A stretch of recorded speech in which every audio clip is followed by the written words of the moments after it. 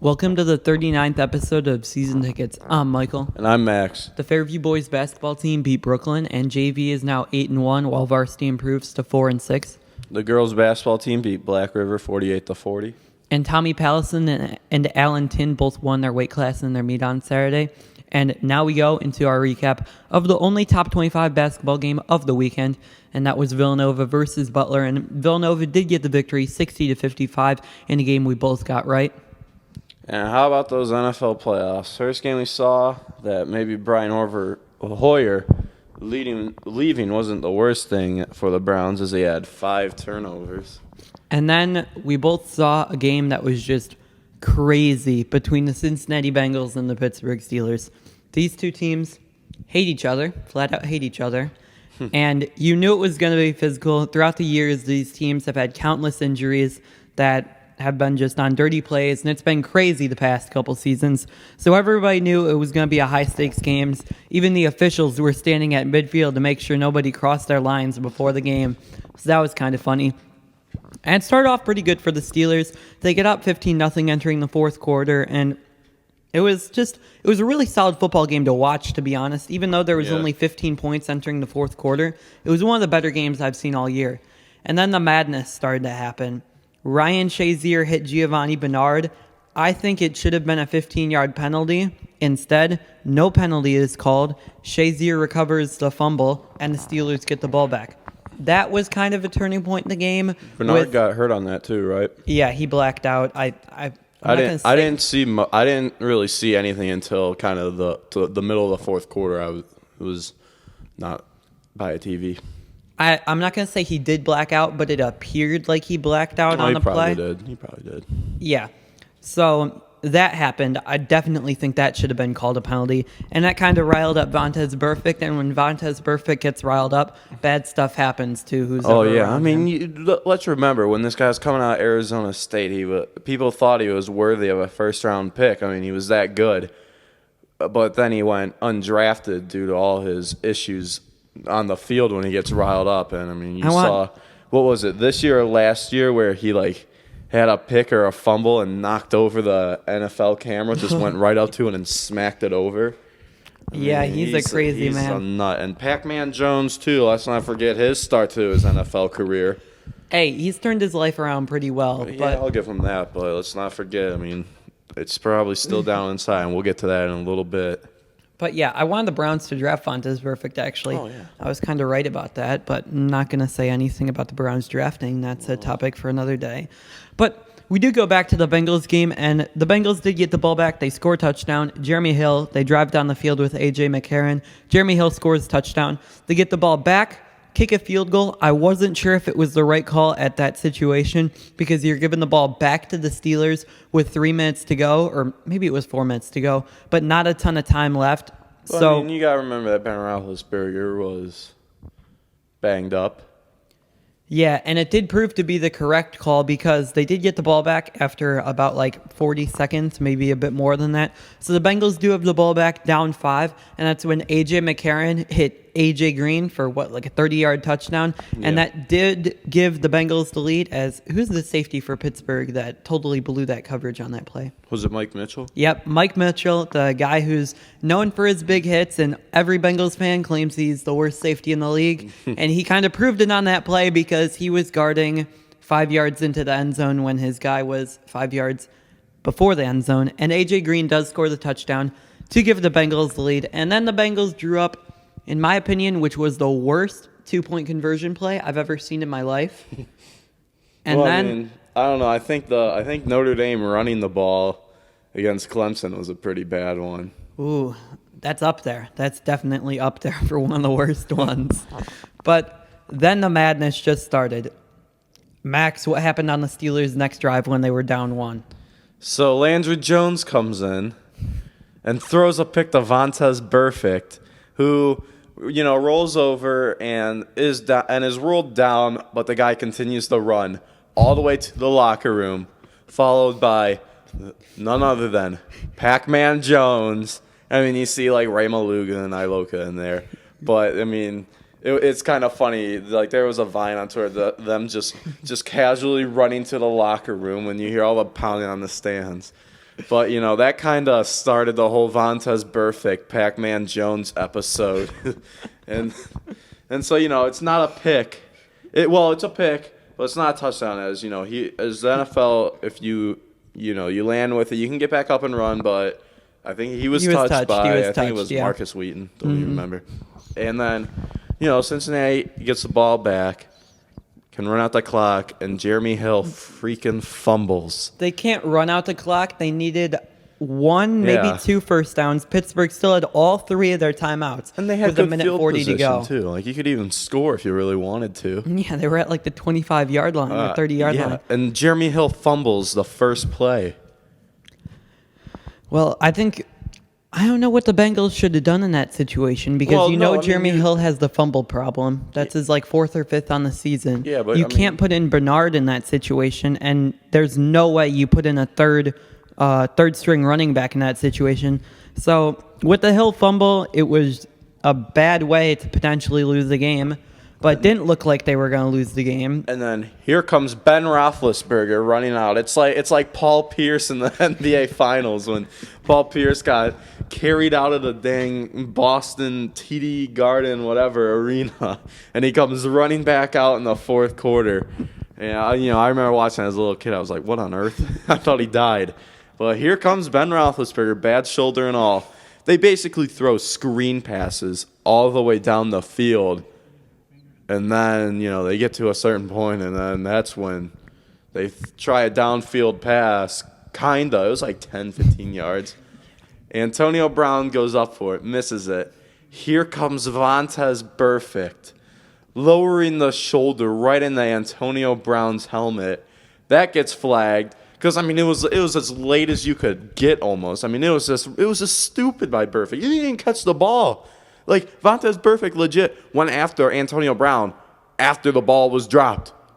Like, how dumb are you? You're about ready to be the hero. You tear up the Steelers all night, and then you get what seems to be the game-sealing pick, and you do that.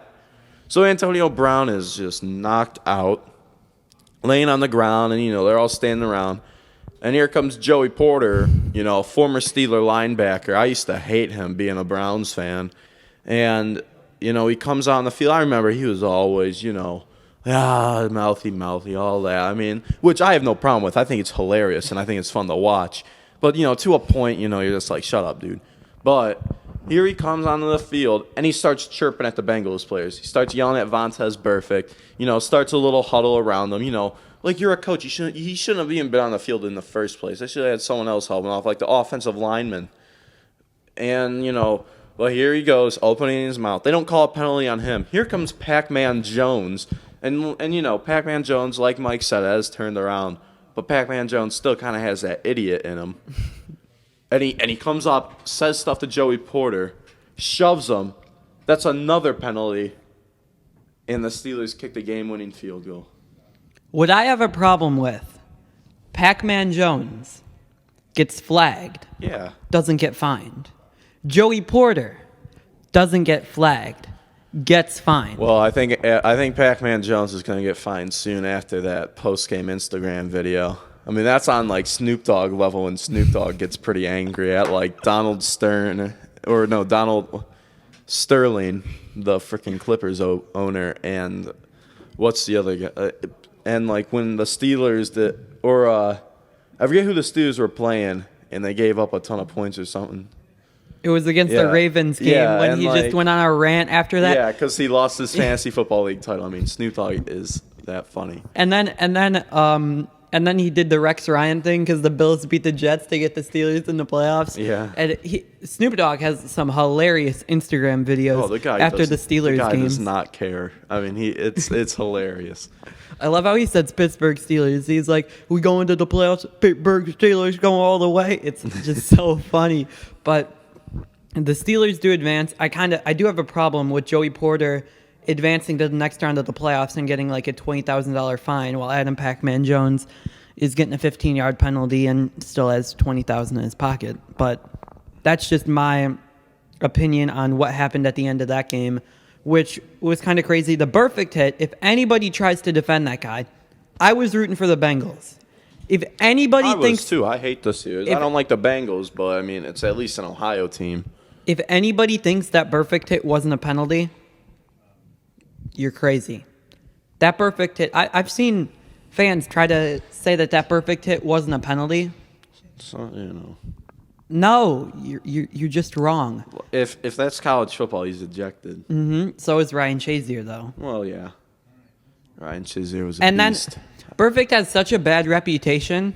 When he sacked Big Ben, didn't go for the legs, didn't go up top. They reviewed the play, and the announcers were like, "Do you think this is an illegal tackle, helmet to helmet?" It wasn't even close. But since Montez Burfict did it, they reviewed it and got all antsy with each other because Montez Burfict sacked Big Ben, and Big Ben got hurt on a clean tackle.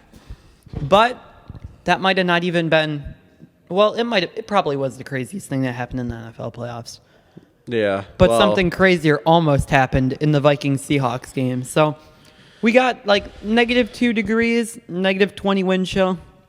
Crazy scenes in Minnesota. Third coldest playoff or NFL game ever. And I mean, like, there was a video on Twitter, it was that cold where the guy had like a beer, starts to drink it, and it's legit a slushie like you could get at Circle K or Speedway. Yep, that was crazy. I saw that video too. But the Vikings are up 9-0, and then you knew the Seahawks would make a comeback. You knew they wouldn't be held scoreless for the whole game. And the Seahawks do end up making their comeback.